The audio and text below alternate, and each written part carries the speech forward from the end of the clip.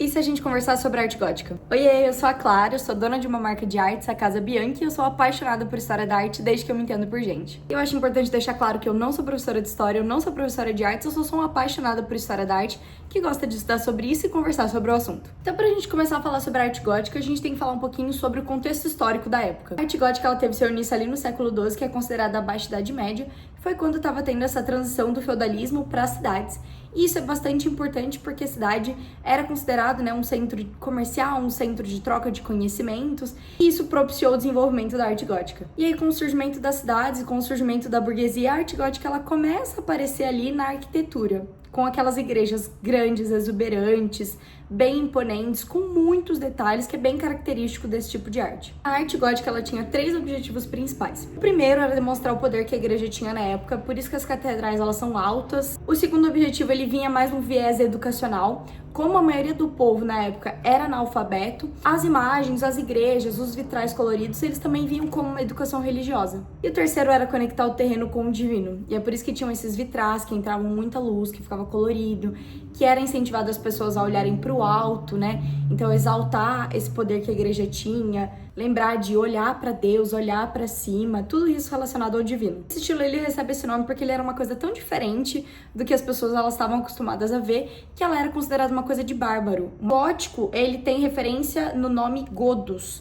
que invadiram o Império Romano, saquearam Roma, destruíram muitas obras, e aí então por isso falar gótico também era considerado um termo pejorativo para descrever esse estilo de arte. Depois de um tempo esse estilo ele perdeu esse caráter pejorativo, de ser uma coisa bárbara, e o nome gótico ele começou a ser relacionado à questão dos arcos ogivais, que é uma coisa bem importante na arquitetura gótica. Entendido um pouco do contexto histórico, do porquê da arte gótica, qual que era o significado do nome gótico, vamos falar um pouquinho sobre a arquitetura dela. A arquitetura gótica ela teve seu início na França, e ela é interessante porque tem muitas novidades que vêm com a arquitetura gótica, que são coisas que a gente consegue observar até hoje. Eu começo a pontuar para vocês o que são essas diferenças.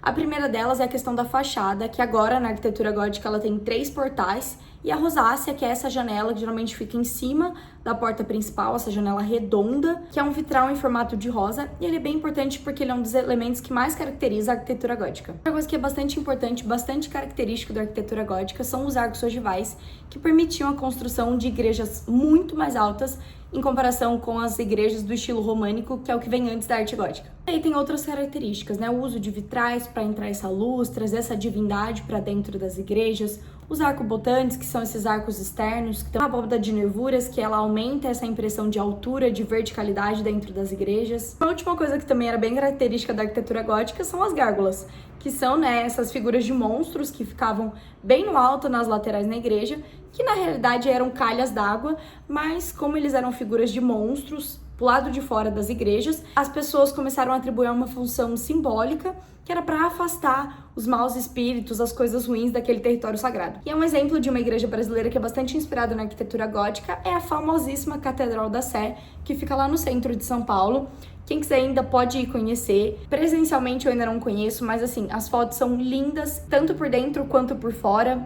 E eu sei que dá pra fazer um tour para conhecer um pouco mais da Catedral da Sé, e aí eles deixam geralmente as informações pelo Instagram. A arquitetura gótica ela vai tendo ali seu fim perto do século XV, quando esse estilo de arquitetura ele passa a ser só do sagrado, uma coisa mais exclusiva das catedrais, e começa também a ser empregado nas casas ao redor da Europa. Um segundo tópico bastante importante desse estilo de arte são as esculturas góticas, que elas começaram a ser feitas geralmente associadas à arquitetura, e elas representavam cenas cotidianas, aspectos da vida que eram importantes para eles naquela época.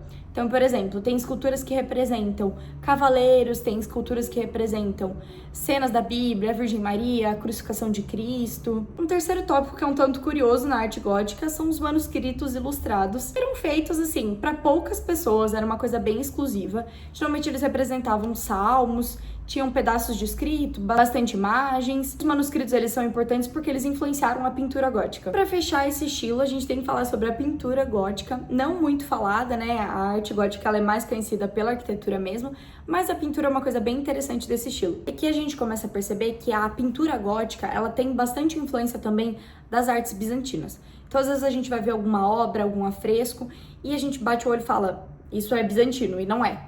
É que realmente os artistas da época, eles tinham a arte bizantina como inspiração, mas tem algumas coisas que diferenciam que aí realmente é arte gótica. Aí, continuando então sobre essa influência da arte bizantina, um dos pintores mais famosos da arte gótica é o Cimabue. Eu não sei se a pronúncia tá correta.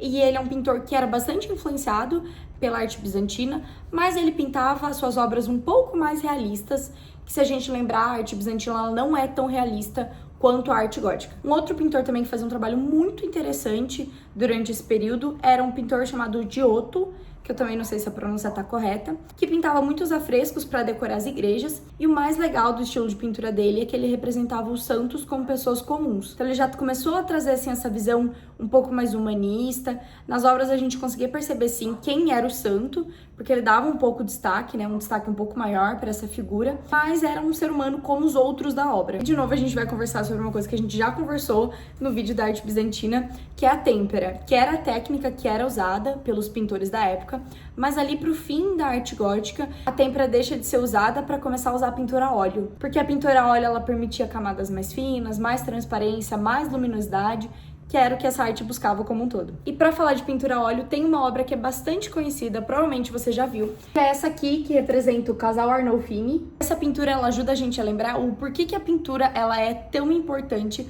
quando a gente se fala de um estilo artístico, porque ela mostra o que estava acontecendo naquela época. Então ela mostra as transformações que estavam acontecendo no cenário europeu, o nascimento da burguesia, como que eram os costumes da época, as vestimentas da época, os móveis. Isso é bastante importante porque aí ela deixa de ser somente um registro artístico e passa a ser um registro histórico. A arte gótica ela começa a ter seu fim quando os artistas começam a ter outras preocupações, que aí já é o início do Renascimento. Eles começam a se preocupar com simetria, com proporções de corpo, valorizar a estética greco-romana. E aí a arte gótica ela vai tendo seu fim e vai sendo substituída. Também não dá pra falar que a arte gótica ela sumiu do mundo, né? A Sagrada Família, que fica em Barcelona, ela é neogótica. Alguns arranha-céus em Nova York, eles são inspirados nessas torres góticas, né, bem altas, bem verticais. Eventualmente a gente vê um arco ogival, a gente vê um vitral e tudo isso é influência da arte gótica. Agora eu quero saber o que você achou sobre a arte gótica, se você já conhecia esse estilo e se você não conhecia, se você gostou de conhecer. Não se esquece de se inscrever no canal e se você quiser acompanhar um pouquinho mais das minhas artes é @casabianchi, tanto no Instagram quanto no TikTok. Claro que eu te vejo no próximo vídeo.